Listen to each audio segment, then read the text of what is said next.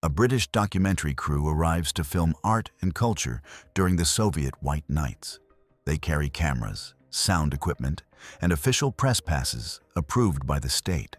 The KGB assigns a handler to watch them closely, Colonel Alexei Sokolov of the Second Chief Directorate.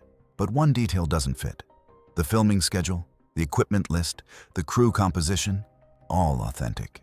Yet, Operation Northlight is not a documentary. It's an execution plan. Over 7 days, the crew will film the Hermitage, drink vodka with their minder, and earn his trust. Before Sokolov realizes what he's guarding, his death will already be scheduled, and the film will air exactly as planned. Colonel Alexei Sokolov joined the KGB in 1962, part of the intake following the service's post-Stalin professionalization reforms. He was 23 years old. His file contained nothing dramatic. Middle-class Moscow upbringing, technical university degree, Communist Party membership since age 19. One incident marked him early. During his second year at the Red Banner Institute, he identified a pattern in Western journalist visa applications that revealed a British recruitment corridor through academic exchanges. 3 arrests followed. By age 26, Sokolov had demonstrated the skill that would define his career. He didn't chase individual spies. He identified systems. The Second Chief Directorate assigned him to counterintelligence operations focused on foreign penetration networks. His specialty was cultural and journalistic monitoring. The soft channels Western intelligence services preferred for access into Soviet society. Sokolov understood that spies rarely arrive as spies, and they arrive as professors, documentary filmmakers, trade delegates, and aid workers. His method was patient observation. He watched patterns, not people. Visa applications, hotel bookings, interview requests, filming permits. When clusters appeared, he moved. By the early 1980s, British officers operating in the Baltic region used a phrase for him in internal communications: the sinkhole. Once Sokolov appeared in a city, recruitment channels dried up. Assets went silent. Networks collapsed inward. He didn't make dramatic arrests. He applied pressure until the ecosystem itself became uninhabitable. Between 1981 and 1984, MI6 lost contact with 11 aligned sources across Estonia, Latvia, and the Leningrad Oblast. Surveillance patterns confirmed Sokolov's coordination. He had become a strategic problem, but this created a calculation in London. Removing Sokolov would reopen operational breathing room across the Baltic corridor. Leaving him meant strategic blindness in a region critical for signals intelligence and naval observation. The question was method. Traditional options presented unacceptable risks. A staged accident invited retaliation. Recruitment was impossible. Sokolov was ideologically rigid, internally vetted every 18 months, and showed no behavioral vulnerabilities. Extraction meant nothing. The damage was already done.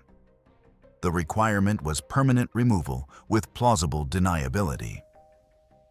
MI6 doctrine during this period favored deep cover legitimacy over fabricated legends. The guiding principle was friction reduction. Real institutions create less resistance than synthetic fronts. Real journalists have real accreditation. Real documentary crews have real equipment manifests. The KGB expects forgeries, but authenticity moves through checkpoints faster than lies. This operational philosophy had produced successes in other theaters: trade missions concealing technical intelligence collection, academic conferences masking agent meetings, cultural exchanges providing cover for dead drops. The breakthrough came from an asset MI6 had cultivated over 6 years. Martin Hendricks was a British television producer with legitimate Soviet accreditation. He had filmed 3 previous documentaries in the USSR, all approved through official channels. He understood the bureaucracy. More importantly, that he had access to press credentials that weren't forged. They were issued through compromised administrative channels in the Soviet State Committee for Television and Radio Broadcasting. Hendricks could generate authentic documentation because the system itself had been penetrated at the approval level.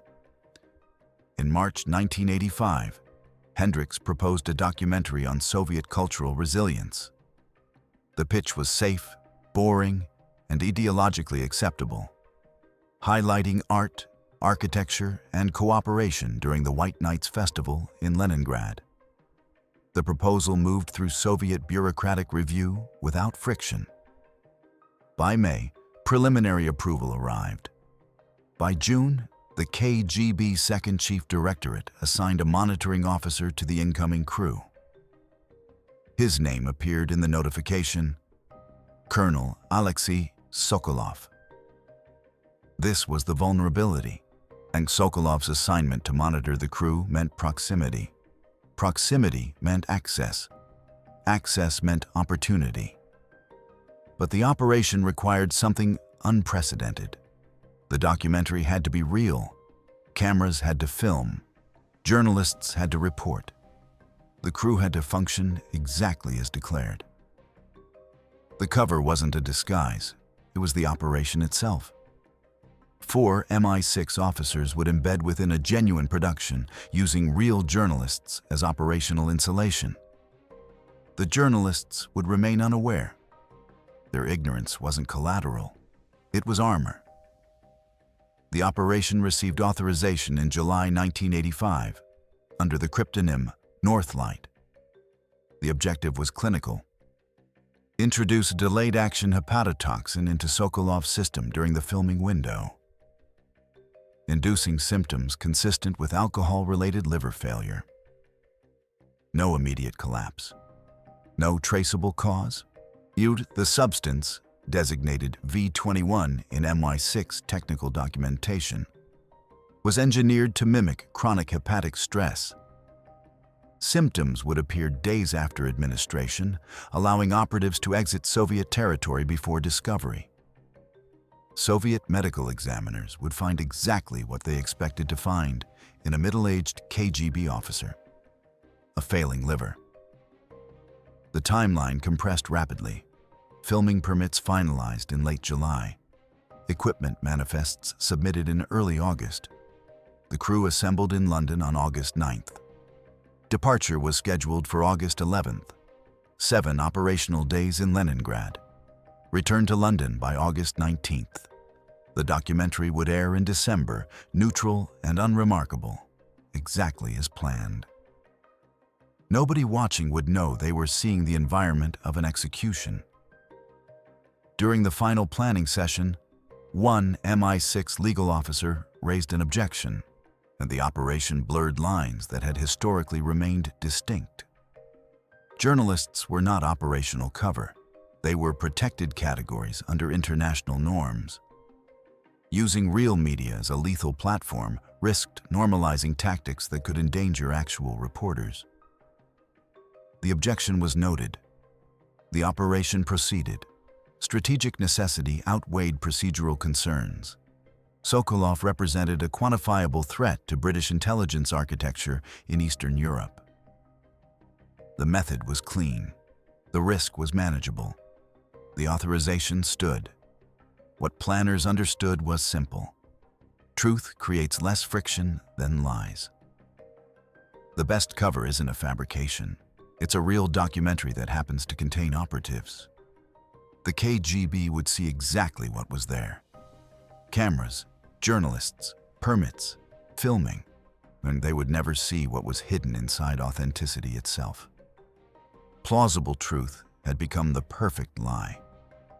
The operation entered execution phase on August 11, 1985, when British Airways Flight 872 departed London Heathrow at 1400 hours. 6 crew members boarded. 4 were MI6 officers operating under non-official cover. 2 were actual journalists with no knowledge of the secondary mission. The compartmentalization was absolute. The director was identified in travel documents as James Rothwell, age 41, 15 years in documentary production. His actual designation was No. C417, recruited into MI6 in 1977 from a legitimate television career. He had directed 2 prior Soviet-approved documentaries, establishing a clean operational history. His role was command authority and primary contact with Sokolov. The producer was listed as Martin Hendricks, the turned asset who had secured the permits. He managed logistics, schedules, and bureaucratic interfaces. His function was to maintain operational legitimacy through flawless adherence to Soviet protocol. The cameraman traveled as David Fenwick, age 34, accredited with the British Broadcasting Corporation. His cover was authentic. He had filmed for the BBC for 8 years. What his colleagues didn't know was his secondary recruitment in 1983. His operational function was surveillance and documentation of approach vectors. The sound engineer was catalogued as Thomas Carell, age 29. He carried the execution tool, a cellulose strip 9 mm long and 3 mm wide, impregnated with V21 compound, concealed beneath a modified fingernail on his left hand, and the strip would dissolve completely in alcohol within 90 seconds, leaving no trace. The 2 journalists, Rebecca Holt and Simon Travers, were genuine. Holt was a cultural correspondent. Travers was a junior production assistant. Neither had security clearances. Neither knew the operation existed. Their presence was essential. When the KGB analyzed the crew, 2 genuinely ignorant journalists would validate the entire operation. The British government could honestly state that accredited journalists participated in a legitimate documentary. Both statements would be true. Equipment manifests listed standard broadcast gear: 2 Arriflex 16SR cameras, 4 Sennheiser microphones, 2 Nagra 4S tape recorders, lighting kits, film stock, and sound baffles. Nothing modified. No concealed compartments, no hidden transmitters. The only covert element was the cellulose strip, chemically inert until dissolved, undetectable without targeted toxicological screening that Soviet customs would never conduct on a fingernail. The flight landed at Pulkovo Airport at 21:30 hours local time. Customs processing took 90 minutes. Every bag was opened, every equipment case inspected, film canisters examined, documentation reviewed line by line. At 2300 hours, the crew cleared customs. Waiting in the arrivals hall was Colonel Alexei Sokolov. He was average height, lean build, dark hair beginning to gray. He wore a gray suit, white shirt, no tie. His English was functional but formal. He introduced himself as their liaison officer from the State Committee for Television and Radio Broadcasting, the standard cover for KGB cultural monitors. His manner was polite, distant, bureaucratically correct. He informed them their hotel accommodations were confirmed, their filming schedule approved, and all movements would be coordinated through him. This was not negotiable. This was protocol. The first test came immediately. Sokolov reviewed their equipment manifest against the submitted documentation. He found a discrepancy, 1 additional microphone in the inventory that hadn't appeared in the advance paperwork. The crew explained it was a backup unit, standard practice. Sokolov noted it in his logbook. The explanation satisfied protocol, but the moment established parameters. He would verify everything. Transportation to the Hotel Leningrad proceeded without incident. Check-in occurred at 0030 hours. Sokolov informed them breakfast was at 0700 hours. Unfilming would commence at 0900 hours. He left them with a final instruction: remain in the hotel overnight. Morning would bring their formal introduction to Leningrad. In room 438, Rothwell convened the operational team. Himself, Hendricks, Fenwick, and Carell. The two journalists were excluded under the pretext of production planning. The assessment was immediate. Sokolov was exactly as profiled. Methodical, detail-oriented, and professionally suspicious. The microphone discrepancy had been a calibration test. He was watching for deviations. The approach strategy had to be perfect adherence. No improvisation, no variations.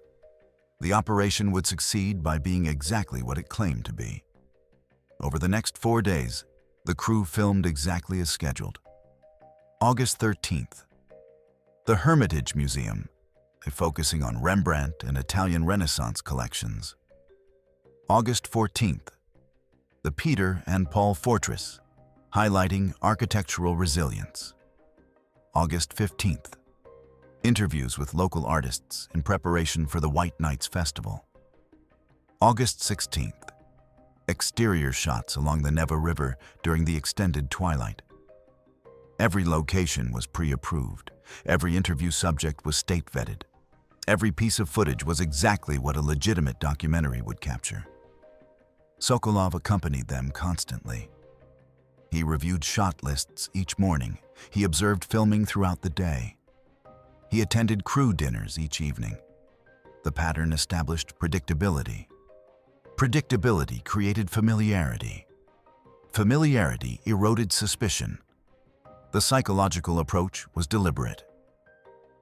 Rothwell engaged Sokolov in conversations about Soviet cinema, expressing genuine admiration for Eisenstein and Tarkovsky. Hendricks deferred to Sokolov on logistical questions, reinforcing his authority. Fenwick showed him camera techniques, inviting collaboration. Carell remained quiet. The technical specialist focused on sound levels. The two journalists interacted naturally, asking questions about Soviet culture, expressing authentic curiosity. The dynamic appeared organic. By the evening of August 15th, behavioral indicators showed Sokolov's posture shifting. He began offering suggestions for filming locations. He laughed at jokes. He shared anecdotes about previous foreign crews he had monitored. The transition was measurable. Professional distance was giving way to cautious collegiality. The complication arrived on August 16th at 1400 hours, and a secondary KGB officer, identified only as Lieutenant Fedorov, appeared at the Hermitage during filming. He questioned why the crew had received extended access to restricted gallery sections. The permissions had been approved, but Fedorov challenged the scope. Filming halted for 90 minutes while Sokolov and Fedorov argued in Russian. The two journalists, unaware of the stakes, complained loudly about Soviet bureaucratic inefficiency. Their frustration was genuine. Their outrage was loud enough to be noticed. The friction paradoxically strengthened the operation's credibility. Real journalists react badly to restrictions. Their anger validated the cover. Sokolov ultimately prevailed in the bureaucratic dispute. But the incident created an unexpected dynamic. He now perceived himself as the crew's advocate against internal Soviet obstruction. His role shifted psychologically from monitor to facilitator.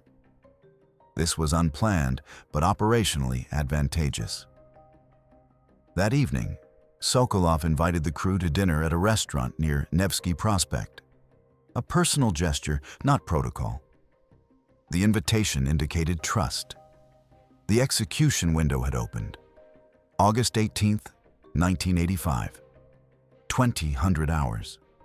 The restaurant was called Volna, a mid-tier establishment serving traditional Russian cuisine. The crew arrived together. Sokolov was already seated, having reserved a private section away from other diners. The table was set for 7. Vodka was already poured. Toasts began immediately. Sokolov raised the first. To international cooperation. Rothwell responded.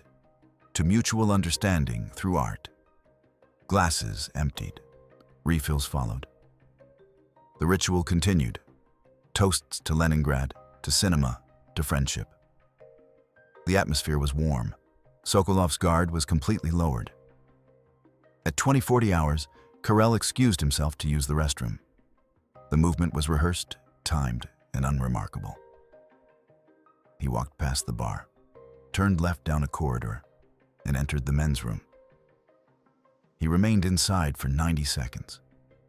When he returned, the cellulose strip was no longer beneath his fingernail.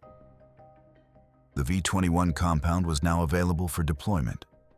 The method was tactile simplicity. During the next round of toasts, Rothwell engaged Sokolov in a conversation about Soviet documentary traditions, pulling his attention. Hendricks asked Sokolov to explain the difference between Baltic and Siberian White Nights festivals, requiring a detailed answer. While Sokolov spoke, Karel leaned forward, retrieved the vodka bottle, and refilled Sokolov's glass.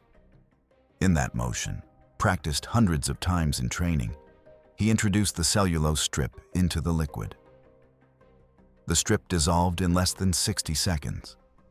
The compound was colorless, tasteless, and odorless. At 20:52 hours, Sokolov raised his glass for another toast. He drank. The execution was complete. Total elapsed time from Karel's return to ingestion: 12 minutes. The dinner continued for another 90 minutes. Sokolov showed no immediate symptoms. This was expected. VAU-21 was engineered for delayed onset. The compound would metabolize over 72 to 96 hours, accumulating in hepatic tissue and triggering cascading cell failure. Initial symptoms would resemble fatigue and mild nausea, easily attributed to overwork or dietary indiscretion. Acute failure would follow only after the compound reached critical concentration. By 2215 hours, Sokolov was laughing, telling stories about Cold War spy films he found operationally ridiculous. By 2300 hours, he was toasting the success of the documentary. By midnight, the crew returned to their hotel. Sokolov departed for his apartment in the Petrogradsky district. The following morning, August 19th, the crew filmed final exterior shots along the Gulf of Finland. Sokolov attended but appeared tired. He attributed it to late nights and too much vodka. He smiled when he said it. At 1400 hours, filming concluded. The crew packed equipment, finalized paperwork, and prepared for departure. Sokolov accompanied them to Pulkovo Airport that evening. He shook hands with each crew member. He told them the documentary would strengthen cultural understanding. He thanked them for their professionalism. At 1930 hours, the crew boarded Aeroflot Flight 229 to London. Sokolov waved from the observation area. 72 hours later, Sokolov boarded a train to Moscow for a scheduled briefing at Lubyanka headquarters. During the journey, he experienced severe abdominal pain and disorientation. He was removed from the train at Tver and transported to a regional medical facility. Initial diagnosis: acute hepatic distress. He was stabilized and transferred to Moscow. On August 24th, Sokolov's condition deteriorated rapidly. Liver enzyme levels indicated catastrophic organ failure. Attending physicians noted symptoms consistent with chronic alcohol-induced cirrhosis, though the onset was unusually rapid. His medical history contained references to social drinking, but no prior liver dysfunction. The discrepancy was noted, but not investigated. Alcohol-related illness among mid-level KGB officers was neither rare nor politically sensitive. Alexei Sokolov died at 03:15 hours on August 25, 1985, at Moscow Central Clinical Hospital. Official cause of death: acute liver failure secondary to chronic alcohol abuse. No autopsy escalation was ordered. His file was closed with standard procedural language. Funeral arrangements were handled by the KGB's Internal Services Office. In London, the MI6 operational team received confirmation on August 26th through signals intelligence intercepts referencing Sokolov's hospitalization and subsequent death. The operation was assessed as successful. Exfiltration had been clean. No indicators of compromise. The documentary footage was in post-production. One detail troubled the post-operation debrief. During the final dinner, Carell reported experiencing what handlers termed legend drift, the psychological phenomenon where operational identity begins to feel more authentic than the original self. He described a moment during the toasts when Sokolov had looked at him directly, smiled, and said the crew reminded him why cultural exchange mattered despite political tensions. Carell stated he felt genuine guilt for approximately 4 seconds before operational discipline suppressed the response. The psychological assessment noted this as within normal parameters for deep cover operations involving sustained human contact. No remedial action was recommended. Carell was cleared for future assignments. The documentary aired on BBC Two on December 14, 1985, at 2100 hours. The program was titled White Nights, Art and Resilience in Leningrad. Runtime, 58 minutes. The footage showed the Hermitage, the Peter and Paul Fortress, interviews with artists, and sweeping shots of the Neva River during twilight. Viewer reception was tepid. Critics described it as competent but unremarkable. Television ratings were average for the time slot. No suspicion arose. The film existed exactly as intended, a real documentary that happened to have been an execution platform. By late August 1985, KGB internal communications reflected routine acceptance of Sokolov's death. Signals intelligence intercepts revealed no anomalies. The narrative fit established patterns. A middle-aged officer with documented alcohol consumption during social functions experiencing sudden organ failure. Medical records supported the conclusion. The case closed without investigative escalation. 3 separate British-aligned intelligence sources in the Baltic region, silent since 1984, resumed limited contact by October 1985. MI6 station activity in Leningrad and Tallinn increased measurably over the subsequent 18 months. The operational breathing room Sokolov's removal was intended to create materialized as predicted. Any recruitment channels reopened. Surveillance pressure eased. The strategic calculation proved correct in narrow tactical terms. The cost was institutional. Northlight became a classified case study within MI6 training curricula, illustrating authenticity-based operational cover, the precedent it established, using real journalists, real media institutions, and real cultural products as platforms for lethal action. Normalized tactics that had previously existed only in theoretical discussions. By 1987, 3 additional operations modeled on Northlight's architecture were proposed. 2 received authorization. One involved an NGO delivering medical supplies. Another embedded operatives within an academic conference. The line separating legitimate civil society activity from covert action blurred measurably. Internal legal counsel raised concerns in a classified memo dated November 1986. The document argued that operations like Northlight created long-term strategic vulnerabilities by eroding the protected status of journalists and humanitarian workers. If intelligence services routinely used media cover for lethal operations, hostile states would justify treating all journalists as potential threats. The reciprocal damage to press freedoms and international norms could outweigh tactical gains. The memo was filed. No policy changes resulted. For the 2 journalists who participated unknowingly, Rebecca Holt and Simon Travers, the operation remained invisible. Holt continued cultural reporting for another decade. Travers transitioned into commercial production. Neither was ever briefed on Northlight's secondary mission, where their ignorance was permanent and intentional.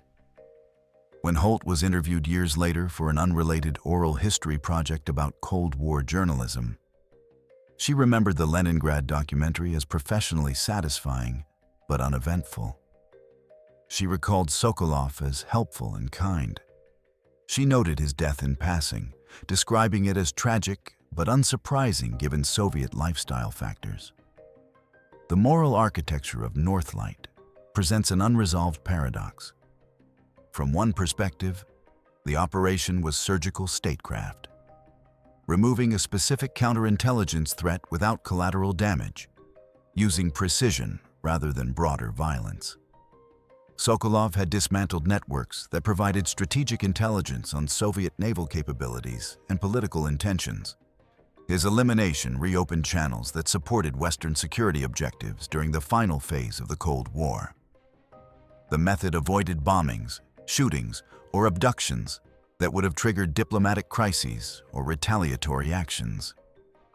From another perspective, the operation represented a fundamental corruption.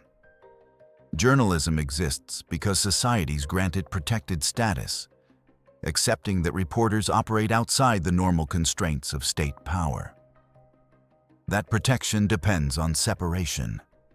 The understanding that journalists are not combatants, not intelligence operatives, not instruments of lethal state action.